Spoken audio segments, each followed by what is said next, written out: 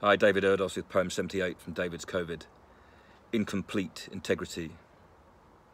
Outside his house, it's all clear, as Dominic Cummings is questioned, swatting the reporters away like fat flies as they dared to question his fleeing. The cum stain quoted 2 meters as the distance of truth amplified.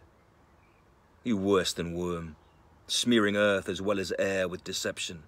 Your hard stare is an insult to everyone who has died.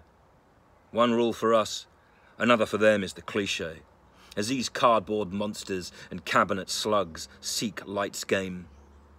Johnson scrambles for words and plays a bad hand at Scrabble, as he muffs and mutters in attempting to defend Dom's dark name.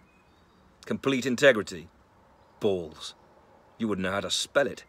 Despite your supposed education, you have learnt nothing. It's clear of the real. You still think you can do what you want and that no one will notice. Flout the rules, plot in secret, and benefit, of course, from all deals. And yet actions like this expose the naked flesh through the fabric. They reveal what is mottled on the skin and soul and in mind.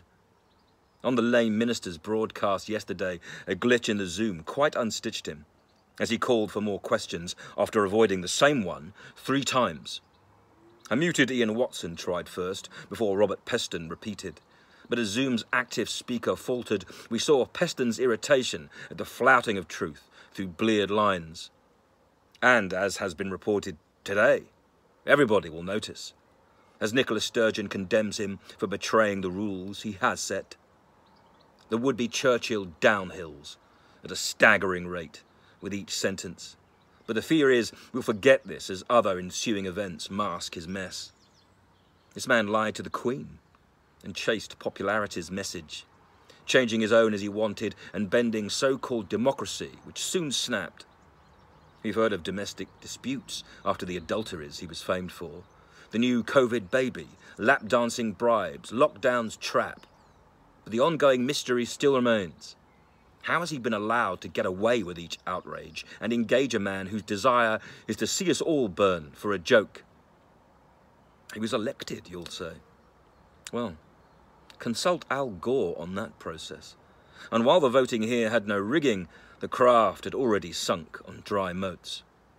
His moral driftwood floated up, and these were the scraps some clung onto, thereby securing a whirlpool that will take a full river of years to revoke.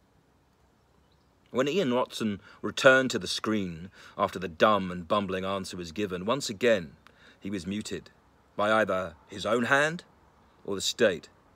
He can't be that bad at his job, as working for the BBC is all broadcast, so if there was a remote hand that stopped him, whose was the slur that piss takes?